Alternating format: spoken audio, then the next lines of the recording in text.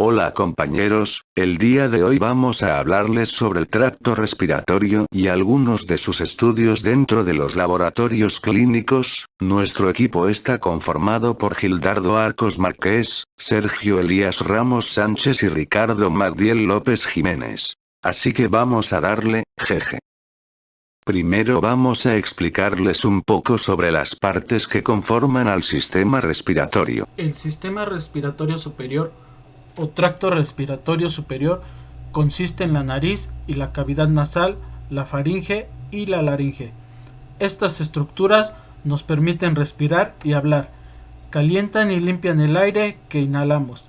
Las membranas mucosas que revisten las estructuras respiratorias superiores atrapan algunas partículas extrañas, que incluyen humo y otras sustancias contaminantes antes de que desciendan a los pulmones. Las cavidades nasales son las cámaras del interior de la nariz. Por delante, los orificios nasales o narinas crean aberturas hacia el mundo externo.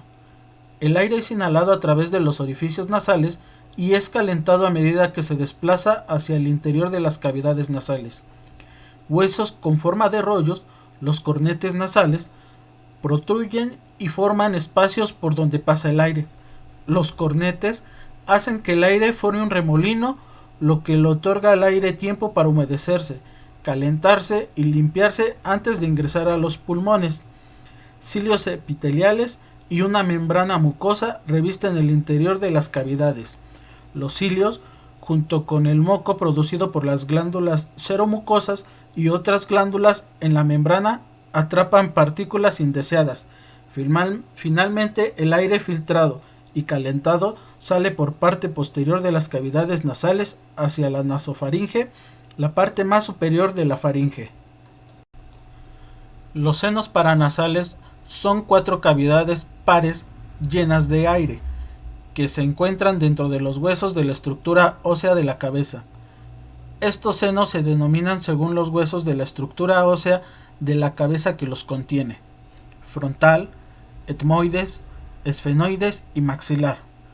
Los senos paranasales están revestidos por mucosas que ayudan a calentar y humedecer el aire que inhalamos. Cuando el aire ingresa a los senos desde las cavidades nasales, el moco formado por las membranas mucosas drena a las cavidades nasales. La laringe conecta la parte inferior de la faringe, la laringofaringe, con la tráquea. Mantienen abiertos los ductos para el paso de aire durante la respiración y la digestión y es el órgano clave para la producción de sonidos. La laringe está formada por 9 cartílagos. 1. La epiglotis es una salvavidas, ubicado en la parte posterior de la laringe. La epiglotis se cierra como una puerta trampa cuando deglutimos. Esta acción dirige los alimentos hacia abajo en dirección al esófago y los aleja de la tráquea. Dentro de la laringe se encuentran los pliegues vocales, que contienen ligamentos elásticos en su parte central cuando hablamos, gritamos o cantamos. El aire que asciende desde los pulmones y la tráquea hacen vibrar las cuerdas, produciendo el sonido. La faringe o garganta tiene forma de embudo. Durante la respiración permite el paso de aire a la laringe y la tráquea, y las cavidades nasales y la bucal. La faringe incluye 3 regiones. La nasofaringe es posterior a la cavidad nasal y funciona solo como conducto para el paso del aire. La orofaringe es posterior a la cavidad bucal y contiene las amígdalas palatinas. Tanto el aire como los alimentos ingeridos pasan a través de la orofaringe y la larofaringe, que se encuentra por debajo. La larofaringe se ubica posterior a la epiglotis y se conecta con la laringe y el esófago. Cuando respiramos, la epiglotis permanece arriba y el aire pasa libremente entre la laringofaringe y la laringe. La cavidad bucal está limitada por los dientes, la lengua, el paladar duro y el paladar blando. Estas estructuras forman la boca y cumplen un papel clave en el primer paso de la digestión: ingestión. Es aquí donde los dientes y la lengua trabajan en conjunto con las glándulas salivares para reducir los alimentos a pequeñas masas que pueden ser deglutidas, preparándolas para su recorrido a través del tubo digestivo. La saliva secretada por las glándulas salivares contribuyen al proceso mecánico y químico de la digestión. La saliva es aproximadamente un 99% agua y no solo humedece los alimentos, sino que limpia la boca. Disuelve las sustancias químicas de los alimentos para que puedan ser saboreados y contiene enzimas que comienzan la degradación química de los alimentos que contienen almidón. Hay 3 pares de glándulas salivares: parótida, sublingual y submandibular.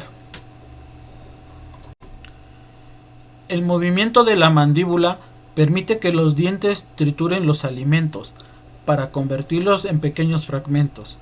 La mandíbula o maxilar inferior es el único hueso de la cabeza que se mueve, y los puntos donde los huesos temporales se unen con la mandíbula forman las 2 únicas articulaciones móviles de la cabeza.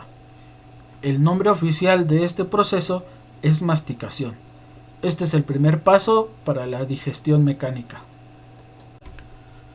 La lengua manipula los alimentos masticados para formar una masa pequeña, denominada bolo, que luego pasa a la orofaringe. Los pasos siguientes son involuntarios. El bolo pasa a través de la faringe, la epiglotis cierra la tráquea y lo direcciona para que descienda por el esófago, y las ondas peristálticas llevan el bolo hasta el estómago. El hueso hyoides tiene forma de U, se ubica justo por debajo del mentón y contribuye de manera importante con los procesos respiratorios y digestivos. El hyoides está unido a la lengua y ayuda en la deglución al inicio de la digestión. En el sistema respiratorio, las estructuras que producen los sonidos dependen del hyoides. El cuerpo y los cuernos mayores del hueso sirven de punto de unión para los músculos del cuello, que elevan y descienden la laringe durante el habla. Ahora comenzaremos a hablar de los estudios relacionados a estas áreas, empezando por la prueba de eosinófilos nasales. Los eosinófilos son uno de los distintos tipos de células que forma parte del sistema inmunitario.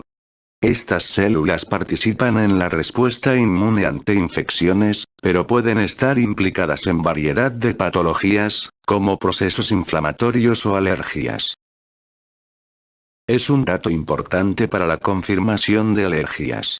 Se debe a que pueden regular la respuesta alérgica neutralizando la acción de la histamina, mediante la enzima histaminasa, y a su vez producir un factor inhibidor de la degranulación de los basófilos. Los eosinófilos son uno de los tipos de células sanguíneas encargadas de la defensa del organismo.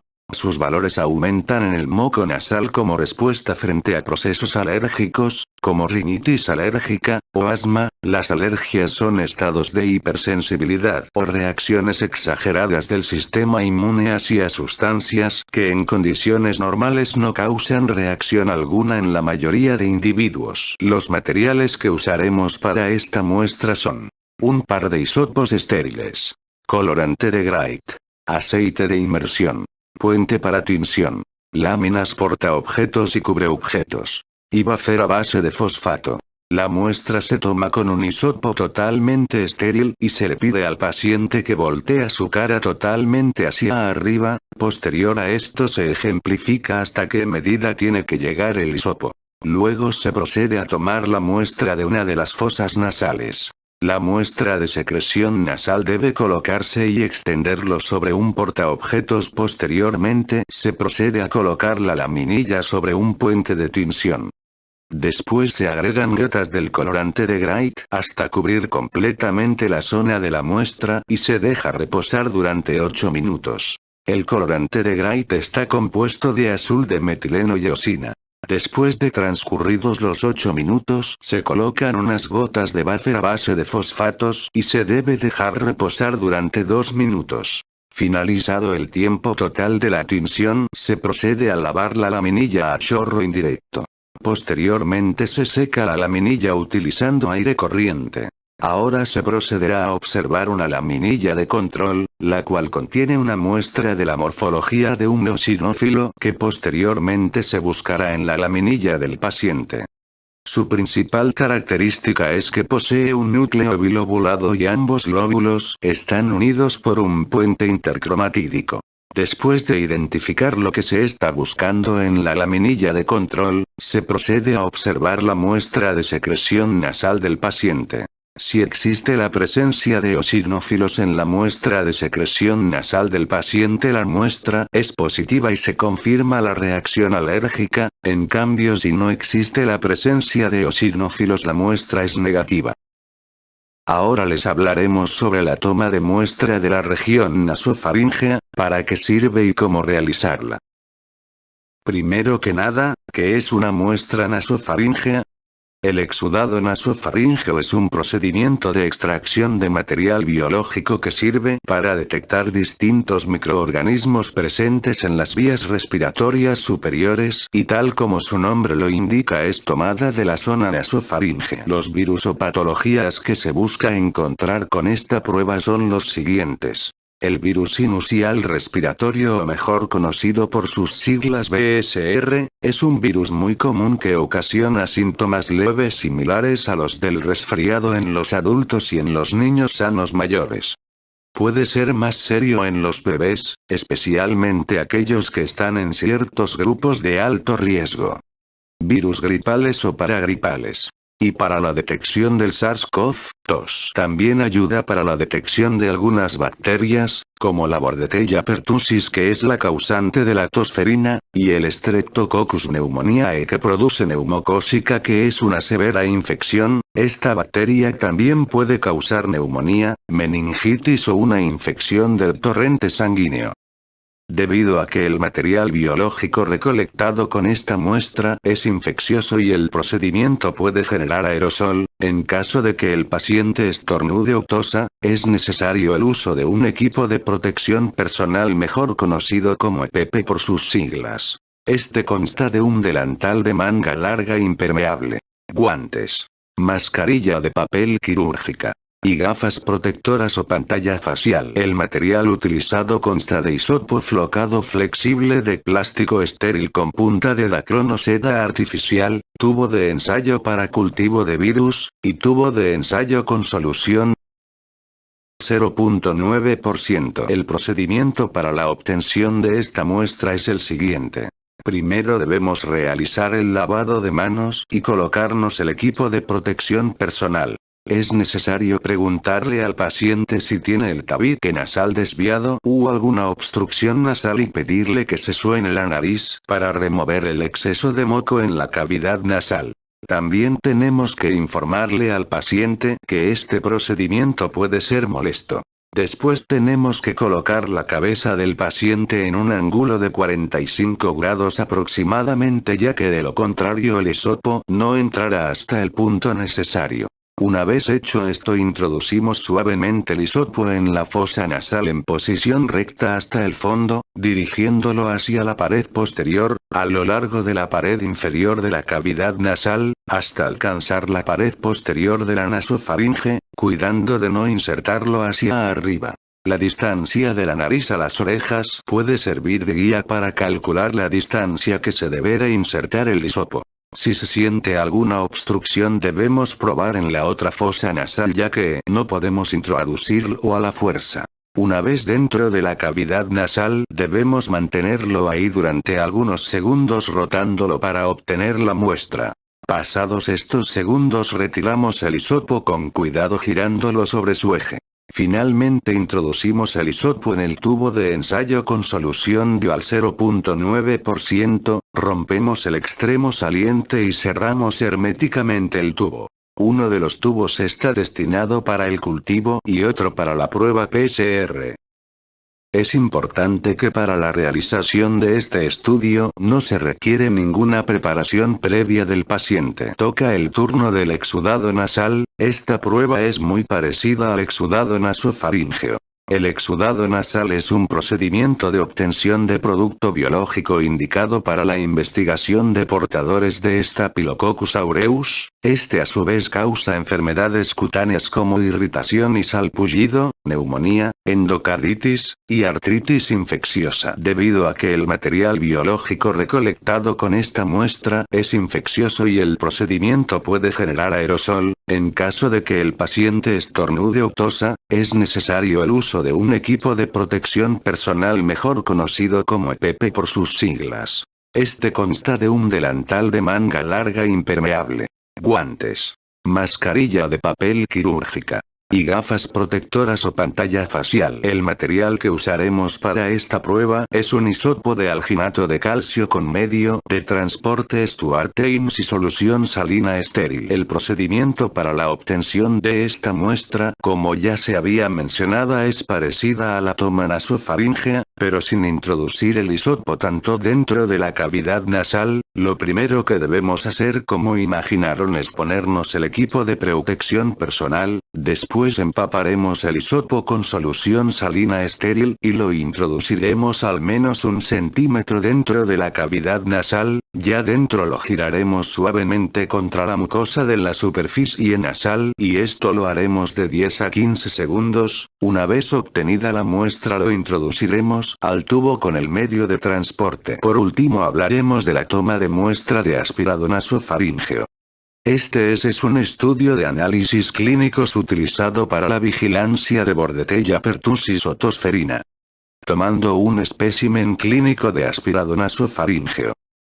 Debido a que el material biológico recolectado con esta muestra es infeccioso y el procedimiento puede generar aerosol, en caso de que el paciente estornude o tosa, es necesario el uso de un equipo de protección personal mejor conocido como EPP por sus siglas. Este consta de un delantal de manga larga impermeable, guantes, mascarilla de papel quirúrgica y gafas protectoras o pantalla facial. El material que necesitaremos para la obtención de esta muestra son pañuelos desechables para el paciente, y un kit de jeringa para toma de aspirado nasofaríngeo, el cual consta de una sonda para toma de muestra, jeringa con solución salina, y gel de lubricación para sonda. Para recolectar el aspirado nasofaríngeo primero debemos hacer el correspondiente lavado de manos y colocación del equipo de protección. Después procedemos a ensamblar el kit de aspirado estéril, colocando la sonda en la jeringa. En caso de ser necesario retiramos el exceso de volumen de la sonda hasta que quede un volumen de 3 mililitros en la jeringa.